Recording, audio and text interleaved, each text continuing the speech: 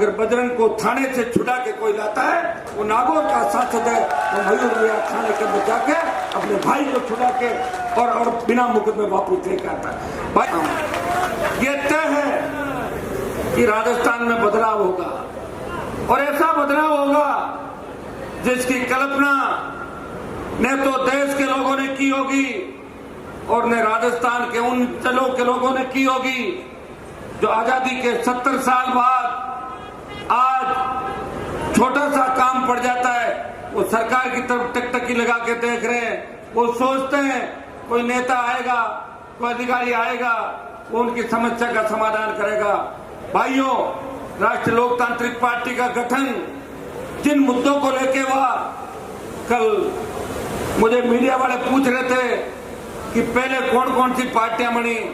मैंने कहा राजस्थान के अंदर तो एक ही पार्टी किसान के बेटों ने बनाई है, उसका नाम राष्ट्रीय लोकतांत्रिक पार्टी है, तो लगातार 18 से 23 तक पहुंची।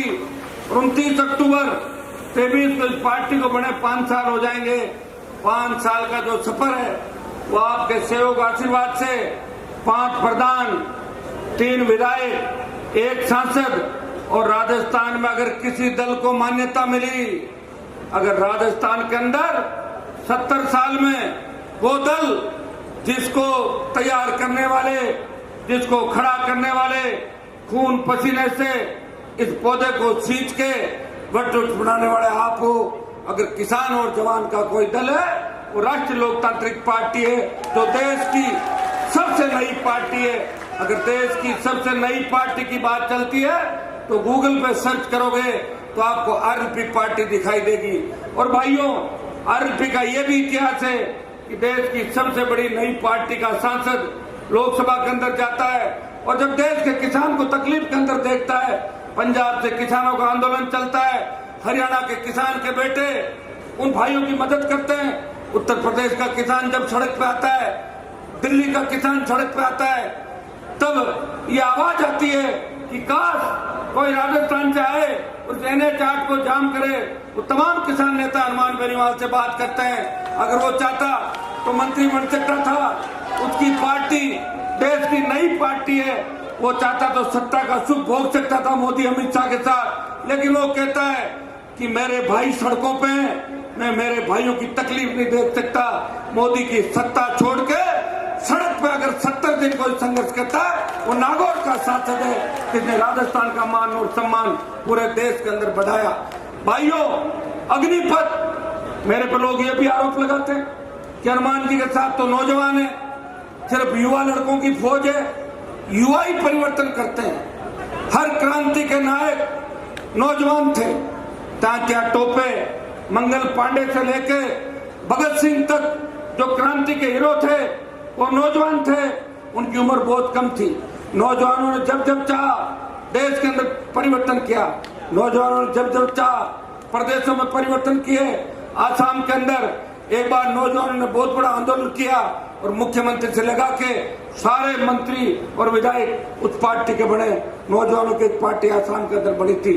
भाइयों, मैं विश्वास दिलाता हूँ कि आज आप उस मोड़ पे खड़े हो जहाँ सत्ता आपका इंतजार कर रही है। ये बहुत बड़ा राजस्थान है। डूंगरपुर के अंदर बैठे आदमी को पता नहीं कि गंगानगर में क्या हो रहा है। धौलपुर चंबल के बीड़ के अंदर बैठे उस किसान को पता नहीं कि जैसलमेर बाड़मेर के अंदर क्या हो रहा है। मैंने पूरे राजस्थान के अंदर संघर्ष प्रयास किया और पिछले 20-25 साल के अंदर रेतीले धोरों से लेके चंबल के बीड़, डूंगरपुर के आदिवासी अंचलों से लेके गंगानगर हनुमानगढ़ तक पानी की मांग करे किसानों के साथ हर आंदोलन मोर्चे पे खड़ा रहा, चाहे राजस्थान की विधानसभा के अंदर रहा। हमेशा किसान जवान के लिए मुझे रोज आप देखते थे, एक व्यक्ति लड़ता था, वो वसुंधरा से लड़ रहा था, वो गहलोत से लड़ रहा था, वो किसान विरोधी सामंती ताकतों से लड़ रहा था, वो अपराधियों से लड़ रहा था। सत्ता को ठोकर मार के, मंत्री पद को ठोकर मार के, संतरी बन के अगर 20 साल किसी ने सेवा की, वो नागौर के शासन ने सेवा की। और दिल्ली जाने के बाद जब किसान की बात आई और सेना को ठेके पे दिया, तब देश का एकमात्र सांसद जिसके मन में पीड़ा थी, मैं उस कौम से आता हूं जिस कौम का इतिहास बहुत बड़ा है, जिस कौम ने इतिहास लिखा, जिस कौम के इतिहास जिस कौम के संघर्षों से अटा पड़ा है, अफगानिस्तान से लेके गंगा के तट तक जिस कौम का बोलबाला था, अगर हमारे भाइयों को आप सेना में जाने से रोकोगे, मोदी जी मैं इसका विरोध करूंगा। लोकसभा के अंदर सेना को ठेके का अगर विरोध किसी ने किया तो झंडे के साथ राष्ट्रीय लोकतांत्रिक पार्टी के सांसद ने किया। और जोधपुर में 2 लाख जवानों की रैली करके ये संदेश दिया, प्रधानमंत्री जी पहले भी 3 कृषि बिल आपने वापिस लिए थे, वापिस आपको अग्निपथ लेना होगा। ये नौजवानों की हुंकार है, ये नौजवानों की ललकार है। मैं विश्वास दिलाता हूँ इसके बाद अग्निपथ को लेकर भी बड़ा आंदोलन राजस्थान में करेंगे, हरियाणा, यूपी, दिल्ली को मिला के फिर दिल्ली की ओर कूच करेंगे, फिर अग्निपथ को सरकार को वापस लेना पड़ेगा।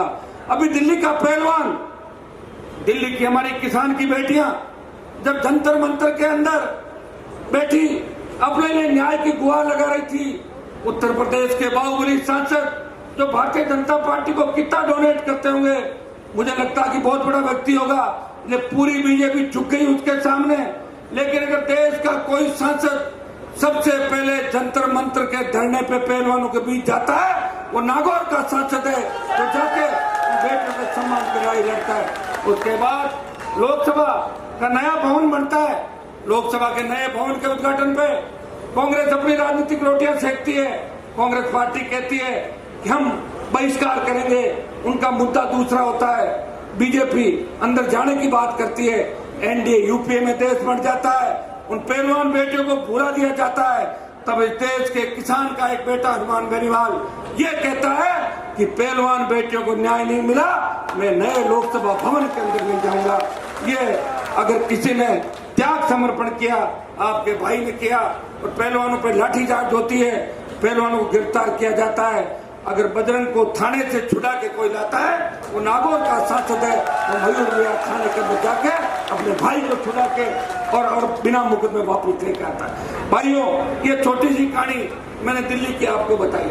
आज राजस्थान के अंदर जो हालात है वो आपसे छिपे नहीं, देश के अंदर जो हालात है वो आपसे छिपे नहीं।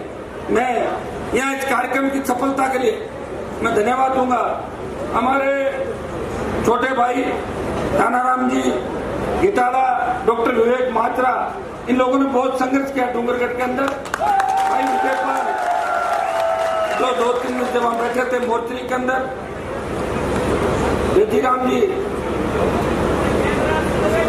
सिद्धिराम जी गोदारा, तुलसीराम जी गोदारा।